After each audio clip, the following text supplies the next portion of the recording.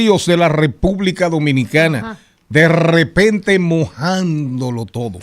Sí, señor. Caramba, ¿cuántos? Mire, ahí anda, me dicen que ahí desde ayer anda el río Mano Guayabo mojándolo todo. Sí. Ahí anda el río Nigua en San Cristóbal mojándolo todo. Pero Mario, hasta Congo se reveló. Hasta Congo, el río Congo en Monteplata lo ha mojado todo. Pero si usted quiere ver, a veces, atención a Sura, vemos la falta de educación de la que predomina en nuestra sociedad, triste, dolorosa, ¿verdad? Y sobre todo que nos afecta tanto. Usted lo ve en el tema del tránsito, usted lo ve en el tema de las fiestas, usted lo ve en la violencia doméstica, pero cuando los ríos bajan mojándolo todo, ahí usted se da cuenta, porque la basura que baja, Dios mío, la basura que baja casi compite con esos ríos. Esos ríos que vienen como Aute, como la canción de Aute, mojándolo todo, traen plástico que eso no tiene madre. ¿Y por qué Carita se sonroja? Porque le escribieron. En este programa no se le dice tanto, mojándolo todo. No, que le escribieron, yo estoy viendo todo desde aquí. No. Dije, pero dedícamela. Lo que se ha hecho pura y simplemente es mezclar el título de la canción y la esencia de la canción con lo que pasó en esta Semana Santa, que fue de lluvias y de crecidas repentinas. No. Ah, era de eso. No. No pasó en el río Nizao. Sí. Allá en Rancho Arribocoa. Entonces, pasó en Bonao también. Pasó en todas partes. En Rancho Arriba, claro, San José de Ocoa. Miren, señores, vámonos para Estados Unidos. Vámonos para Estados Unidos. ¿Ustedes saben con quién vamos a conversar? Con Rodolfo Pou. El hombre del dembow. Vamos a recibirlo con su dembow. Sí. Pou, pou, pou, pou, pou, pou, pou, pou, pou, pou, pou, pou, pou. Rodolfo, ¿cómo andas? Bien, todo marcha, profesor. A todo. En los afanes, yo te sabe cómo está esto. Esto está, yo creo que es referencia histórica para el momento que se está viviendo en los predios de donde vivo. Mira, Rodolfo, vamos a comenzar una panorámica, así Semana Santa, ¿verdad? En ese mundo tan diverso, Sí. Tan multicreyente, ¿verdad? O sea, en Estados Unidos debe haber de todas las religiones habidas y por haber. Hay gente que ni se imagina que en Estados Unidos, por ejemplo, John Coltrane, oigan este dato, John Coltrane, un jazzista famoso, músico, pianista, flautista, clarinetista, es para algunas iglesias es considerado prácticamente un santo, para que tengamos una idea. Entonces, en ese mundo tan particular, donde hay tantas devociones, tanta diversidad, ¿cuál es el espíritu ahora? ¿Cuál es el momento después de Easter, como dicen ustedes? Bueno, te cuento que partiendo del tuit del domingo, donde el día de resurrección, lo que para muchos consideran la llegada del nuevo Cristo, ¿verdad? Refiriéndose al presidente Trump, no sé si me escuchan bien. Él emitir ese mensaje, prácticamente burlando de la fe de los musulmanes y a su vez, si se quiere, comprometiéndose con acciones de crímenes de guerra, deja al país en un momento que aspiraba a reflexionar y con ello también a los cristianos nacionalistas, que son los evangélicos que lo apoyan, en un lugar muy, muy difícil y verdaderamente sin respuesta. El hombre que ha perdido el poco filtro que le quedaba.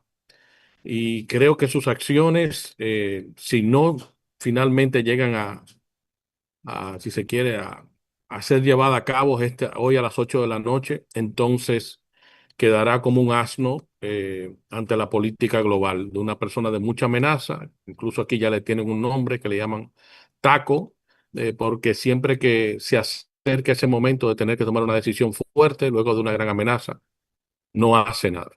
Mira, Charlie, sus amenazas es una retórica de plazos.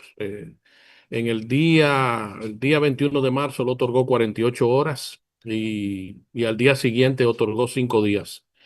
Y 3 días después otorgó 10 días a los iraníes. Y el día 4 de abril le otorgó 48 horas. Y el día 5 de abril, al día siguiente, le otorgó 48 horas más y dijo que era el día 7 de abril. Y en ese es que él se ha quedado. Yo te digo, los políticos republicanos que pertenecen a su partido no saben cómo actuar, nadie quiere regresar. Ahora mismo los diputados no están en Washington, ni senadores ni diputados, lo que le permite a ellos evitar tener que dar respuestas a preguntas muy fuertes de parte de los grandes medios de comunicación. Rodolfo, ¿cómo estás? Quiero preguntarte Muy algo. bien, gracias. He visto en el periódico que decía que el 62% de los residentes del estado de Nueva York actualmente están viviendo en extrema pobreza y que no producen dinero suficiente para poder vivir en la Gran Manzana. Tú, como un abanderado de nuestra voz en todo lo que es la diáspora que está allá, ¿cómo va a ser el impacto de esto para República Dominicana? El concepto de vivir en pobreza es relativo al lugar donde vives. En Estados Unidos, tú puedes muy bien vivir en Kentucky con lo que tú vives en Nueva York y puedes estar dándote una vida de clase media alta, pero tampoco Kentucky tiene para ofrecerla. Entonces, lo que pasa es que Nueva York es una ciudad muy, muy cara. Y lo más barato que tiene posiblemente es su transporte público, que es también lo más eficiente. Entonces, en lo referente a nuestra diáspora dominicana, aunque los índices han mostrado siempre de que somos de las poblaciones de menos ingresos por casa, es decir, en una casa de familia donde hay 2 cabecillas trabajando y tres adolescentes estudiando, tomando eso como parámetro, somos de los que siempre estamos en los perfiles más bajos, en lo referente a ingreso anual.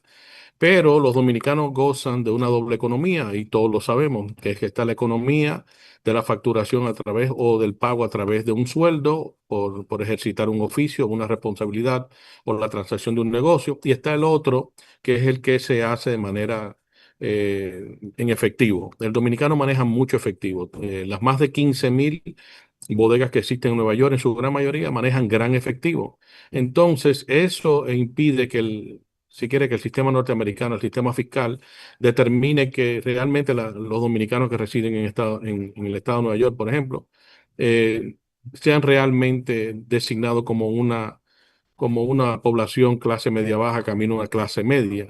Le digo, porque es que eso hace mucho contraste. Es interesante la pregunta porque tiene varias capas. Eso hace mucho contraste entonces de por qué los dominicanos de primera generación, ya los nacidos aquí, son los que más van a la universidad de todas las poblaciones hispanoparlantes. Entonces, hay depende del titular que uno quiere utilizar, se presta para todo, pero te reitero, de Nueva York no se va a mudar nadie, de mudarse se van para la Florida y lo harían no a Miami, sino al centro donde está Orlando, que reitero, Miami se parece mucho en lo referente a los gastos, lo que se requiere para uno vivir. Y lo principal en Nueva York es que en Nueva York tú no compras propiedad, es muy difícil tú comprar propiedad, tú te pasas la vida entera alquilando. Sí. Rodolfo, algo más que me genera mucha curiosidad, y ya habías mencionado que entre los republicanos ya están tomando vuelo. Y como dirían en la República Dominicana, esto no se sabe dónde vayas a parar. Y queremos saber, ya en base a tú que estás ahí, el representante de la diáspora, cómo está ese ánimo tanto del estadounidense y del latino como tal. Ya quieren coger un vuelo, están leyendo mucho de que si Ronaldo se fue de que por excusa del mundial para jugar, pero tomó un avión porque tampoco quiere estar por allá por si pasa cualquier cosa. ¿Cómo están verdaderamente esos ánimos en base a todas estas noticias? Estamos a 7 meses de lo que le llaman las elecciones de medio término. Eso va a suceder el primer martes de noviembre.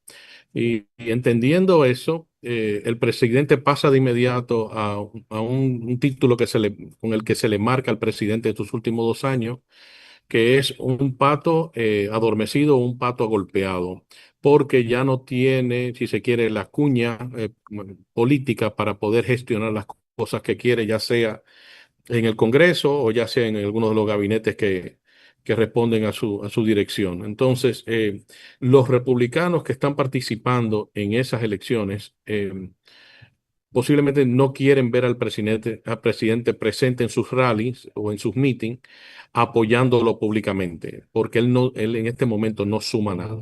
Entonces, en lo referente a si los republicanos están abandonando el partido. No, además de eso, es un partido pequeño. No sé si ustedes saben que a manera de partido, el Partido Republicano, en lo referente a cantidad de militantes, es inferior al Partido Demócrata. Los demócratas tienen una mayor militancia, y por igual el Partido Demócrata ha ganado 6 de las últimas 7 elecciones del voto popular. Lo que pasa es que la composición en los Estados Unidos no es el voto directo, es un voto si lo viéramos en dominicano, lo viéramos como un voto provincial. Es decir, que Espaillat, por ejemplo, la provincia de Espaillat eh, pudiera fácilmente determinar unas elecciones a pesar de que un partido X ganara el voto popular. Y eso se hizo para buscar balance y darle importancia al momento de las elecciones presidenciales. Eso se decidió hace más de 150 años.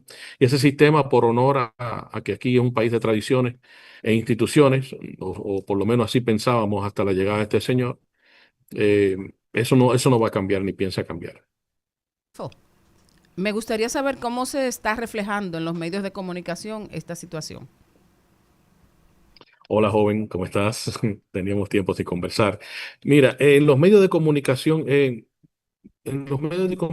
muy parecido a lo que está sucediendo en Dominicana, ya los círculos, los grandes empresarios, los grandes empresariados, las grandes compañías han comenzado a tomar control de los medios de comunicación. La última gran compra se hizo recientemente cuando Paramount optó por Warner Brothers, que es la compañía que domina CNN, y con esa adquisición, la cual el presidente Trump le dio su bendición, posiblemente veamos en los próximos años a CNN cruzar de ser el representante de la política noticiosa liberal a ser más de centro, que lo fue en su momento. Y por igual, pero si se quiere, ese gran giro lo dimos el año antepasado cuando Jeff Bezos se apropió del Washington Post. Y en ese momento el periódico más liberal de los Estados Unidos decidió que no iba a apoyar o respaldar ningún candidato presidencial, cuando siempre respaldaba a los candidatos demócratas. Entonces, a manera de medios de comunicación, ya sean televisivos o ya sean impresos, en los próximos 2 o 3 años, dependiendo mucho de lo que sucede en noviembre, yo estoy confiado de que los demócratas van a rescatar la Cámara de Diputados, al igual que el Senado, pero dependiendo mucho de lo que sucede ese noviembre, aquí va a haber un gran cambio sobre el país, que será en los próximos 20 años. Y digo los próximos 20 años porque con la última selección de los 3 jueces de la Suprema Corte, eso determina mucho cuál es el perfil del país y cómo se aplican sus leyes. Aquí siempre pensamos en proyectos de nación de 4 años, al igual que en República Dominicana, y si acaso una reelección para un segundo periodo de 4 años. Pero en Estados Unidos quien verdaderamente determina la pauta legal es la Suprema Corte, y ahí sí son vitalicios hasta que ellos decidan retirarse o finalmente pasen a mejor vida. Rodolfo, para cerrar, a propósito de la pregunta de Maribel Contreras, este es un dato que hay que ofrecerle a la audiencia. CNN es parte del conglomerado Warner Bros. Netflix ya prácticamente salió de circulación en cuanto a la puja por Warner. Sí. Warner tiene la mayoría, es propietaria de CNN. Paramount, en esa compra de la que se habla de 81 mil millones de dólares, no se ha cerrado. Se habla de que se va a cerrar en julio, porque Paramount no ha logrado todavía reunir todo el dinero. Conectar. Pero de repente aparecen 3 fondos patrimoniales de los fondos de los árabes, Arabia Saudita, Emiratos Árabes Unidos, y no sé si Omán o Qatar, pero son petrofondos, fondos patrimoniales del petróleo, que le van a agregar 24 mil millones de dólares, pero sin entrar, van a tener voz, pero no van a tener voto. Eso dice que esa CNN que acaba de hacer una encuesta y decir que el 75% rechaza a Donald Trump, si se da esa compra por Paramount, que la está comprando el hijo de de Ellison, el de Oracle, que se la jugó con Trump y no ha roto con Trump, pudiera, junto con Washington Post, con CNN, ponerse peor que en la República Dominicana en cuanto al control que tiene el gobierno por la vía de la inversión publicitaria en los medios de comunicación. What the opinion?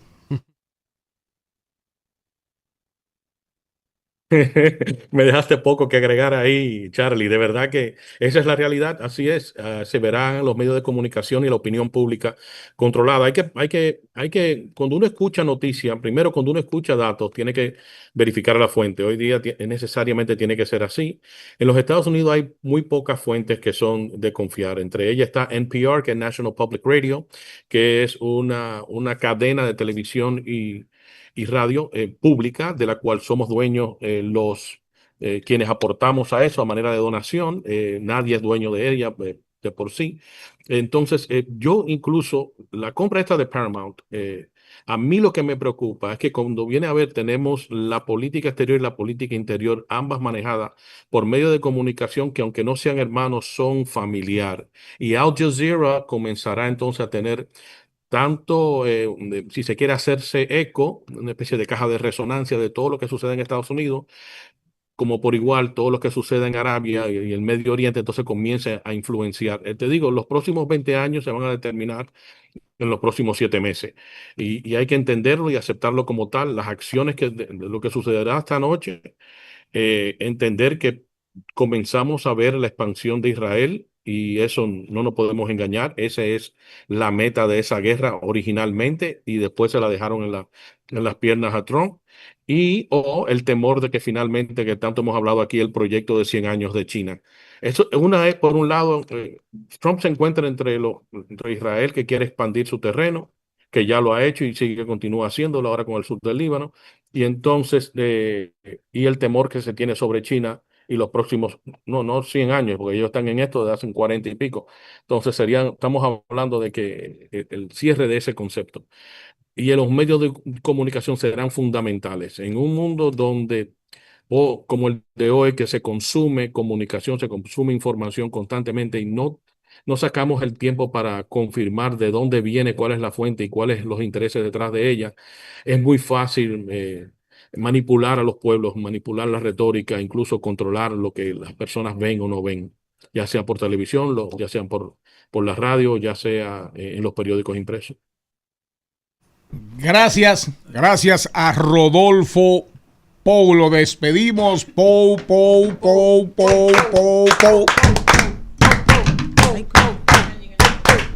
Seguimos con Al Mediodía, con Mariotti y compañía.